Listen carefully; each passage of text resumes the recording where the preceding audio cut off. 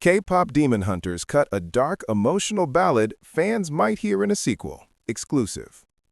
When K-pop Demon Hunters started streaming on Netflix, audiences got exactly what the title promised: dazzling animation, pop-infused energy, and a story that balanced heartfelt friendships with demon-slaying spectacle. But according to songwriter and performer EJ, who provides the singing voice for Rumi, one of the film's most personal and emotional songs, never made it into the final cut of the film. During an interview conducted by Collider's Perry Nemiroff, it was noted that EJ had written dozens of songs during the movie's long development cycle, though only a handful made it into the final film.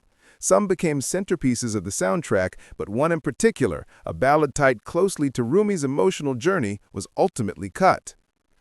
I think there was one that was very personal to Rumi, and it's like her breaking down. It was a very ballad kind of song, kind of dark but still hopeful, but had a little bit of sorrow to it. It was powerful. That was something I love to sing, but it's not in. But who knows, maybe the next one.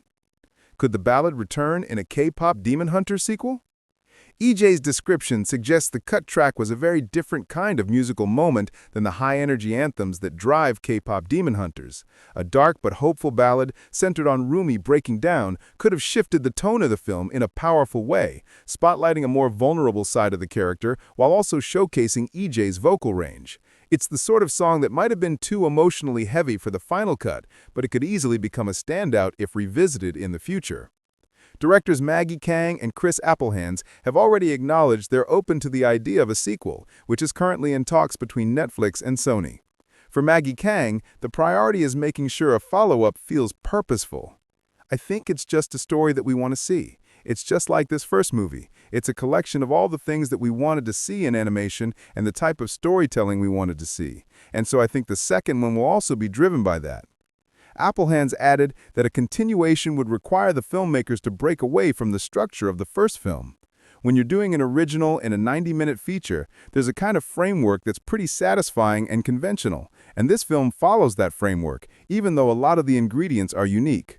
But the idea of adding a chapter immediately means you can't just repeat that structure, and I think that's really fun to play in, rather than the same old thing.